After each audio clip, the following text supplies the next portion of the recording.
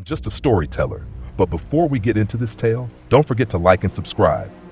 Today's story is a wild one, but first, a quick disclaimer. The content in this video is purely for entertainment. These theories and tales are speculative, not supported by evidence, and viewer discretion is advised. Now, let's dive in. I never intended to go this deep. Since I was a kid, I've tinkered with computers, poking around in systems out of curiosity. But what started as innocent exploration turned into something I could have never imagined. It was 2 a.m. on a quiet night when I found myself wandering through obscure corners of the dark web. Not looking for anything serious, just passing time. That's when I saw it. A thread titled, "Unprotected Military Servers, Vulnerabilities Exposed." The post was by a user named 0 Point, a name I'd seen before in underground forums, always cryptic and fleeting. Most would have scrolled past, but not me. My curiosity got the better of me. I clicked. The post was simple, a list of IP addresses, a string of code, and a chilling instruction. Use this. The door's unlocked. I hesitated. Every instinct told me this was a line I shouldn't cross, but I couldn't resist. Against my better judgment, I ran the code on one of the addresses. The connection opened instantly. No firewalls, no encryption, just an open path into what I quickly realized was a government network. At first, it was mundane. Logs, personnel files, nothing unusual. But then I stumbled upon folders with names I couldn't ignore. One was labeled extraterrestrial. At first, I thought it was a joke, a decoy file meant to scare off nosy intruders. But I couldn't stop myself. I opened it. What I found inside was unlike anything I'd ever seen. Decades-old reports, transcripts, and photographs. Some were redacted so heavily they were barely legible, but what was clear sent chills down my spine. These weren't your average UFO sightings. These were operations, detailed accounts of something called the Gray Infiltration. The documents described beings, extraterrestrials, interacting with humans for decades. Not the stuff of movies, but calculated, systematic infiltration. They were called Grays, and the reports claimed they weren't just visiting.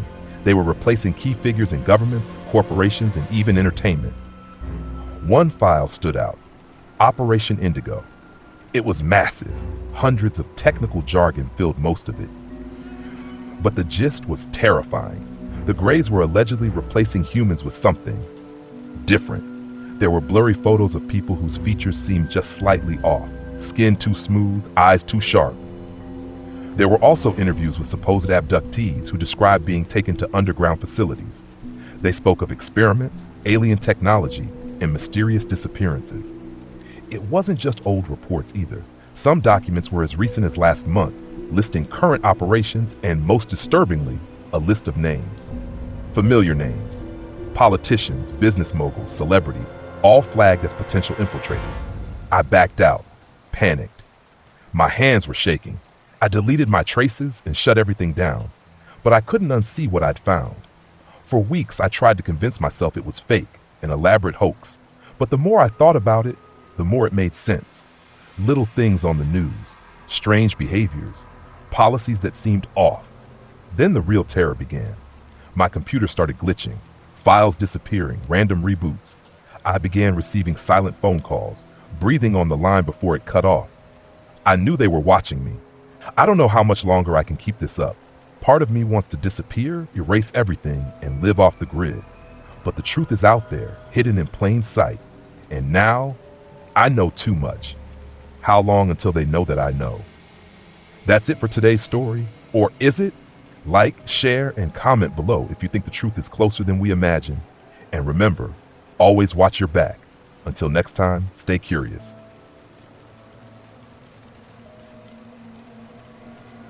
After that night, everything in my life started to change in subtle but unmistakable ways. I tried to move on, tried to convince myself that what I'd stumbled upon was either a mistake or some elaborate hoax. But deep down I knew something real, something dangerous. A week after accessing the military server, I noticed strange things. My internet slowed at odd times. Certain websites wouldn't load, and my VPN, it kept disconnecting like a shadow pulling me back into the light. It wasn't just paranoia. No, this was deliberate. I could feel it. Then it came, the email. No subject. Two words burned into my mind. Just a link, no explanation. My hands trembled, staring at those words. I knew clicking it could be a trap, but curiosity is a killer, isn't it? Cold tone, almost mechanical. The link led to a grainy video, timestamped 2 days ago. Hidden camera. A shadowed figure in military uniform stood before officials and scientists, murmuring about Project Nexus. And then he said it. Full assimilation by 2027. The words hit me like a bullet. The government wasn't just covering up the existence of aliens, they were working with them. From that moment, my life became a nightmare. The forums disappeared, emails went unanswered. And then, the black SUV, always parked down the street, watching, waiting. One night, I walked past it, heart pounding. A silhouette inside, unmoving. I locked myself inside, shaking, trying to convince myself it wasn't real. But it was real. Too real. Every phone call, every email. I stopped trusting everything and everyone. Even the police laughed me off when I tried to report it. Alone in a world that felt like a web tightening around me. And then, I made the worst mistake of all. I decided to go deeper. Soft, but some doors should never be opened.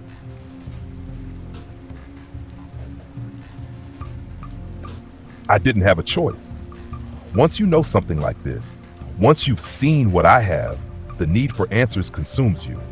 Disappearing wasn't an option. How do you outrun something you can't even see? Something embedded in the very structure of power around you? The only option was to dig deeper, even if it meant risking everything. I spent days planning my next move. I knew going back onto the dark web wasn't smart, but I had no other leads. Every normal channel was locked down or scrubbed.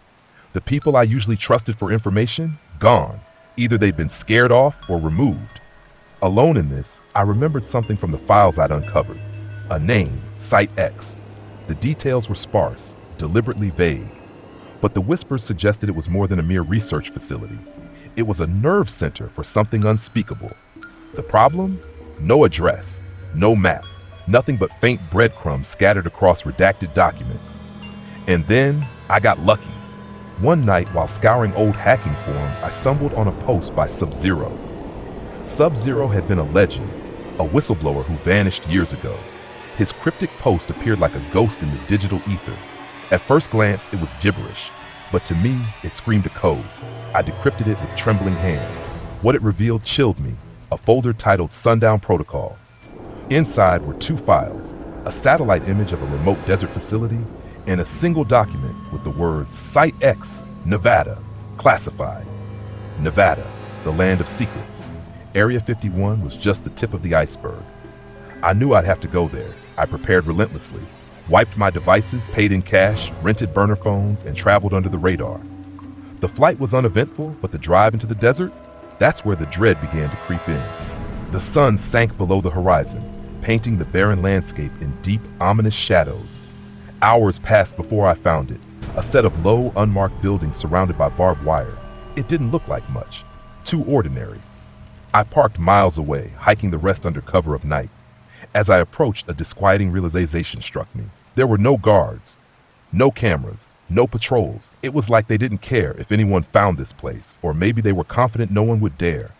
The fence was easy to breach. The lock? Rusted and pathetic. The building itself was silent. Lights were on, yet not a soul stirred. It was too clean, too pristine, like a shell hiding something festering within. At the end of one hallway, I found a door. Restricted access. Authorized personnel only. My pulse quickened. My instincts screamed at me to stop, but I couldn't. I pressed forward. Inside was a small room with a lone computer terminal glowing faintly in the darkness. I logged in and my worst fears were confirmed. The files detailed Indigo Phase 2, Gray Integration. Their plan wasn't a distant nightmare. It was here, now. The reports listed infiltrators embedded across schools, workplaces, and communities. They were replacing us, everyone, piece by piece, seamlessly blending in. The world we knew was a facade. Suddenly, I heard it, a soft click, the sound of a door opening. My blood turned cold. Someone was here. The footsteps echoed, deliberate, getting louder. I killed the screen and ducked behind a stack of boxes, my breath trapped in my chest. Whoever they were searching. For me. The steps stopped, just outside the door. I closed my eyes, heart pounding like a drum. And then, the door creaked open. They had found me. I hadn't slept since that moment. How could I? Whoever these people were, they knew exactly where I was, down to the room I stood in. I froze in the middle of that dingy motel room, staring at the picture on my phone, trying to figure out my next move. Running felt pointless, but staying put was even worse. I waited until the first light of dawn before slipping out. The parking lot was nearly empty, save for a few cars that had clearly been there for days. There was no one in sight, but I could feel that invisible weight, as though I was being watched. I got in my car and drove without a destination, just a need to keep moving. My mind replayed the video of the creature in the containment facility, the men in hazmat suits, and the creature's stare, as if it knew it was being watched. I tried to push it out of my thoughts, but it lingered, always there at the edge of my mind. As the miles passed, I ended up in a small, quiet town I'd never heard of. It wasn't much, just a few shops, a diner, and a gas station. But it felt like the kind of place where people didn't ask questions, where I could disappear for a while. I parked at the diner and went inside, trying to blend in. As I sipped my coffee, my thoughts raced. There was something I was missing, some piece of the puzzle I hadn't figured out. Why were they after me? I couldn't be the only one who had seen that video. It had been on the dark web. So why target me? My thoughts were interrupted by a familiar sound. My phone buzzed again. For a second, I considered ignoring it, tossing the phone and vanishing off the grid. But I knew that wouldn't solve anything. I had to know what they wanted from me. The message was simple: chilling, stop digging. No threats, no demands, just that. It didn't make sense. I wasn't digging for anything. I was just trying to survive. But the fact that they were still tracking me, still keeping tabs on my every move, made it clear that there was more going on here than just me stumbling onto a video. I decided to leave the phone behind in the diner, hoping whoever was watching would think I was still there. I paid in cash and slipped out the back, heading toward my car. But then, at the far end of the parking lot, I saw it. The same black SUV I had seen before. It was nearly hidden between two trucks, but I knew it. My heart raced, but I forced myself to stay calm. I couldn't afford to panic now. I pulled out of the lot as casually as I could, keeping an eye on the SUV in my rearview mirror. For a few minutes, nothing happened. It didn't move. Maybe they hadn't noticed me yet. But as I merged onto the highway, I saw the headlights flicker on. They were following me. I drove as calmly as I could, blending in with the traffic, but my mind raced. Where could I go? How could I shake them? Every turn I made, they stayed with me, always keeping their distance, but never losing sight of my car. I remembered something I'd read once on a forum, people being tracked by unknown organizations. They always said to stick to crowded places, public spaces where they couldn't make a move without being seen. So that's what I did. I headed toward the nearest city, weaving through busy streets, hoping the traffic would give me some cover. For a while, it worked. Then as I turned a corner, the SUV vanished from my mirror. For the first time in what felt like days, I let out a breath. Maybe I had lost them. I found a parking garage and hid my car among the other vehicles. I needed to regroup, figure out my next move. My phone was gone, but I still had my laptop. Maybe I could find something, some clue about what was happening, maybe even find others who had seen the video. I set up in a small cafe, using the free Wi-Fi to search for any traces of the video. But it was as if it had vanished from the face of the earth. No forums, no mentions, nothing. It was like it had never existed. Then I made the mistake of checking my email. I didn't expect anything new, especially without my phone. But there it was, a fresh message with no subject, just a video attachment. My hands trembled as I clicked it open. I knew I shouldn't, but I couldn't stop myself. The video started, and my stomach dropped. It was surveillance footage of me, walking into the cafe, sitting down with my laptop. Whoever had sent this had been watching me. They were closer than I'd realized. But then came the worst part. At the end of the video, the camera zoomed in on something I hadn't noticed before, a figure across the street, barely visible in the shadows. It was hard to make out, but there was something wrong about the way it stood. Too still, too unnatural. The video ended with a chilling message: "You can't run forever." I slammed my laptop shut and stood up, my heart pounding. I knew they were close, closer than ever before, but there was no point in running anymore. They had eyes everywhere, and no matter what I did, they always found me.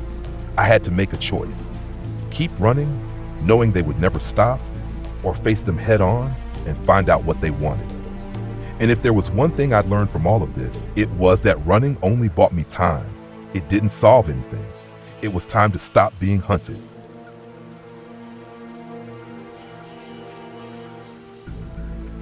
Facing them was my only option. Running wasn't working, hiding wasn't working, and these people, or whatever they were, knew my every move, every second of the day. Whoever sent me that video wanted to know that they could reach me whenever they chose. It was a game of cat and mouse, and I was exhausted. After leaving the cafe, I spent hours brainstorming, trying to come up with a plan. There had to be a way to turn the tables, to uncover who they were and why they were targeting me. The video on the dark web couldn't be the only copy, and I wasn't the only one who'd seen it. So why was I the one they were fixated on? I found a rundown motel on the outskirts of town and checked in under a fake name. I didn't know how long I had before they tracked me down, but I needed to figure out my next move. My mind raced through every possible scenario. Should I go to the police? No. Drawing attention would only make things worse. These people had resources far beyond what I could handle. I sat on the bed, staring at the crumpled paper with the word "run" scrawled across it. My mind wandered back to the abandoned bunker, the one with cameras hidden in the fence. Something about it nagged at me. Maybe that place held the answers I needed, and maybe, just maybe, it was where I had to go. I grabbed my laptop and started digging. The area around the bunker had a murky history, buried in obscure forums and articles. There were whispers of government research facilities shut down decades ago, radiation testing, biological experiments, things like that. Conspiracy theorists always believed there was more to it, and now I had the proof. I mapped out the location of the bunker. If they wanted me to stop digging, I would dig even deeper. The drive back felt endless. The roads were desolate, and the further I got from the city, the more isolated everything seemed. Just me, the car, and the empty stretch of highway. I kept glancing in my mirrors, half expecting to see that black SUV tailing me again, but it never appeared. They were smarter than that. When I arrived at the bunker, the sun was setting. Long shadows stretched across the ground, casting an eerie light over the dilapidated building. I parked the car at a distance and approached on foot, staying low, out of view of the cameras. The place felt wrong. Thick silence hung in the air, oppressive and unnatural. No birds, no wind rustling the trees, just dead quiet. I made my way to the fence, searching for any gaps or weaknesses. After a few minutes, I found a section where the rust had weakened enough for me to squeeze through. My heart hammered as I slipped inside, every step echoing in the stillness. But I kept moving, determined to find out what was hidden here. The entrance to the bunker was as I remembered, an old rusted door with faded warning signs. I tugged at the handle, and to my surprise, it gave way easily. The door creaked open, revealing a narrow hallway lit only by flickering fluorescent lights. The faint hum of machinery echoed from deep within. The further I went, the colder it became, and the air grew thick, almost suffocating. The hallway twisted and turned, leading me underground, until I found myself standing before a large steel door. There was no sign or label, but I could hear a low buzzing sound coming from behind it. My instincts told me this was it. This was where the answers were. I took a deep breath and pushed the door open. What I saw inside was beyond anything I expected. The room was filled with computers, monitors, and cables running everywhere. It looked like a command center, though clearly abandoned in haste. Papers littered the floor, and the stale air was heavy in the room. But it wasn't the equipment that caught my attention. It was the wall of screens in the center. Each one displayed live footage from different parts of the bunker. Hallways, empty rooms. But one screen froze me in place. It was the same hallway from the video, the one with the creature. The camera was positioned in the same spot, showing the same sterile corridor, but this time, it wasn't empty. Two figures in hazmat suits walked down the hall, and behind them, strapped to a cart, was the creature. This time, it was awake, its black eyes locked directly onto the camera, its body twitching unnaturally. The men in the suits didn't seem to notice. I couldn't tear my eyes away. There it was, the proof I'd been searching for. Whoever was running this place wasn't just hiding the creature, they were keeping it contained. But why? And why were they so desperate to keep it a secret? Before I could process what I was seeing, the door behind me slammed shut. I spun around, heart racing, but there was no one there. Then I heard it, the faint sound of footsteps echoing from the hallway outside. They had found me. I grabbed my bag and bolted for the door, mind racing. I had the proof that something was happening here, something beyond my understanding. But now, I was trapped inside their facility, and I had no idea how much time I had before they closed in. I needed to get out, fast.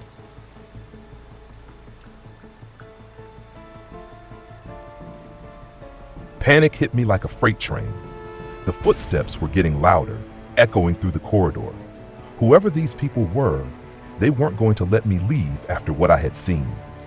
My only choice was to run. I sprinted down the hallway, retracing my steps toward the entrance. Every corner I turned seemed like a dead end, the maze of halls twisting in ways that made no sense. The flickering fluorescent lights above cast long, distorted shadows on the concrete floor. My breaths came in ragged bursts, every sound amplified in the oppressive silence. I couldn't stop thinking about the creature. It was real. Everything I had seen in that footage was real, and now I was too close to the truth. I didn't know if they were trying to keep the creature secret to protect the public, or if something darker was at play, but I wasn't going to stick around to find out. The bunker seemed to stretch on forever. Finally, I spotted the door leading to the surface.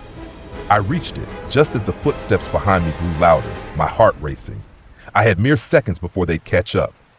With one last push, I slammed the door open and stumbled into the cold night air. I didn't stop running until I was halfway back to my car. The area was eerily quiet, but I wasn't taking any chances. I glanced over my shoulder as I reached the car. No one was following me, but I could still feel that weight, the sense that I was being closed in on from every angle. I jumped into the driver's seat, slammed the car into gear, and sped off, gravel flying as I tore down the dirt road. My mind raced, trying to piece together everything. The dark web footage, the creature in the facility, the people tailing me. It all connected, but the why was still unclear. Hours later, I stopped at a rest area far from the bunker, hoping they'd lost me. My hands were shaking as I pulled out my laptop, desperately trying to find any trace of what I had uncovered. But every search came up empty. The footage, the creature, the facility, wiped clean from the web. Then it hit me. They weren't just erasing the footage, they were erasing the people who had seen it. And I wasn't the only one. I logged into an old forum, one where people discussed strange sightings and conspiracy theories. I posted a vague message asking if anyone had seen the video of the containment facility. At first, there was nothing but trolls and curious users asking for more details. But then a private message arrived. It was from an anonymous user with no profile picture, no history. The message was simple. I saw it too, but you need to disappear. My heart stopped. There were others. People like me who had stumbled across the video. And if they were telling me to disappear, things were about to get much worse. The weight of the situation sank in. I didn't know how deep this conspiracy went or who was behind it. Government, private organization, something else entirely. But I knew one thing. They wouldn't stop until I was silenced. And if I wanted to survive, I had to vanish. That night, I made a decision I never thought I'd have to make. I ditched my car in a small town, destroyed my laptop, and bought a burner phone with cash. No more credit cards, no more phones, no more trace of my existence. I was going off the grid. Before I left, though, I uploaded everything I had to an encrypted server. Photos, notes, the small bits of information I had gathered. Maybe one day someone would find it. Maybe they could finish what I started. But for now, I had to protect myself. As I write this, I'm holed up in a small cabin, isolated from everything I once knew. I've cut all ties with my old life, but I can't shake the feeling that they're still out there watching, waiting for me to slip up. The creature, the facility, the people in hazmat suits, it all still haunts me, replaying in my mind like a movie I can't stop. I know I'm not safe. Not really. But for now, I've bought myself some time. And if you're reading this, if you ever stumble across something on the dark web that feels too real to be fake, do yourself a favor. Close the window, disconnect, and whatever you do, don't dig any deeper.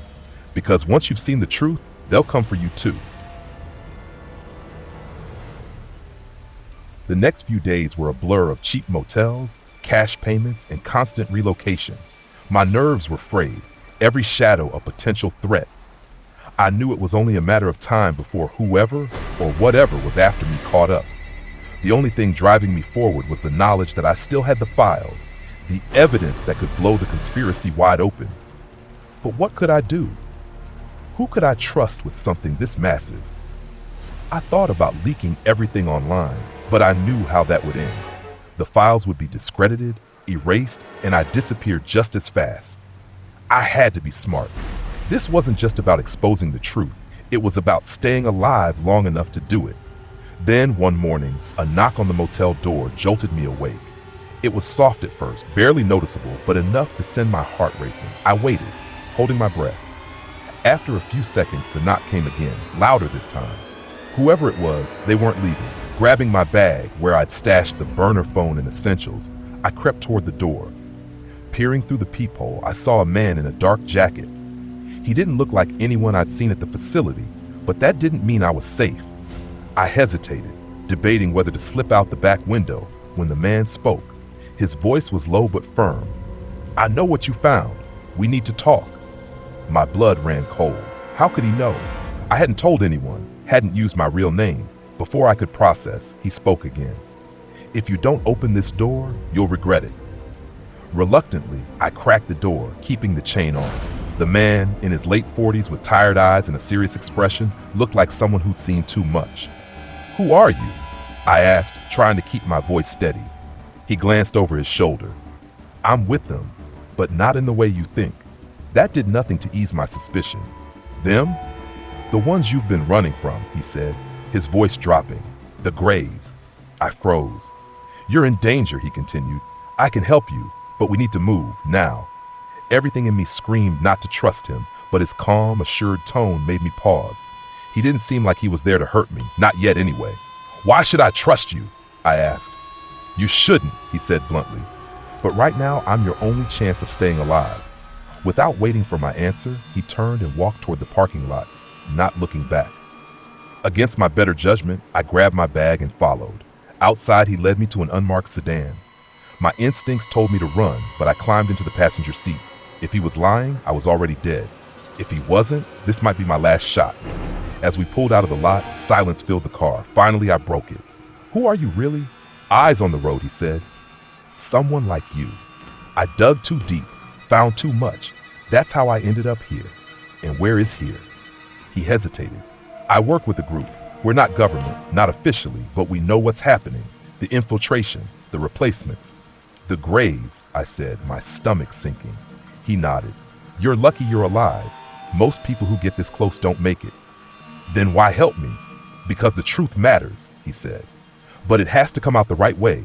Dump it online and it'll vanish. So will you." "So what's the plan?"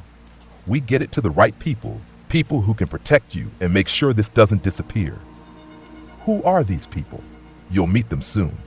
We drove for hours, leaving the city and winding into the mountains. The roads grew narrower, more isolated. Unease crept in as we finally pulled up to a secluded cabin deep in the woods. "This is where we lay low," he said, cutting the engine. "For now, you're safe." Inside, a small group waited, men and women as worn and weary as I felt. They knew more about me than I did about them. Over the next few hours, they filled in the gaps. The Greys weren't just replacing high-level officials anymore. They'd embedded themselves at every level of society. Teachers, doctors, police, people no one would suspect. Their plan wasn't invasion, but assimilation, quiet and unnoticed until it was too late, and they were dangerously close. By nightfall, I realized how far in I was. There was no going back, no return to normal. This was my new reality. As darkness settled over the woods, I sat by the window, staring into the void. I'd uncovered something I never should have, but there was no undoing it now.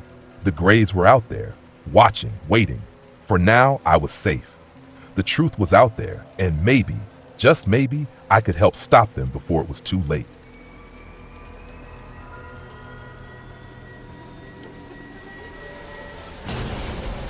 I always thought the dark web was just a myth, a place where eerie stories were born but rarely rooted in truth. That belief shattered a few weeks ago when I stumbled upon something I wish I hadn't. It started on an uneventful Thursday night.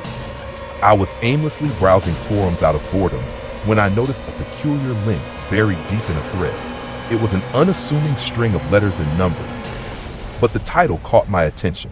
Shot leaked government footage, see before it's deleted. I knew better than to click it.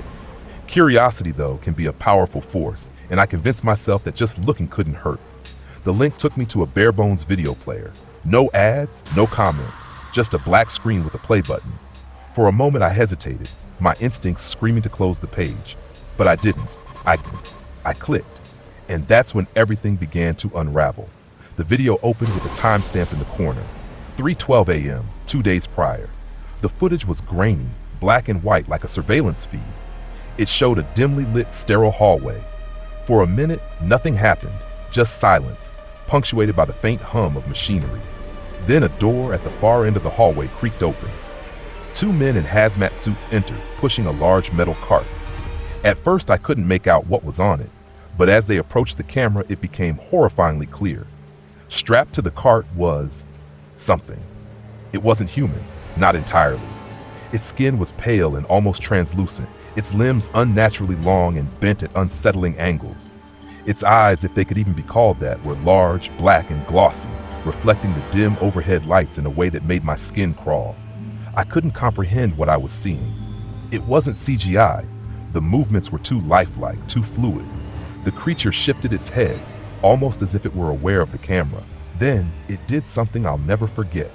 It made a sound. Not words, but a series of clicks and guttural noises that felt disturbingly intelligent.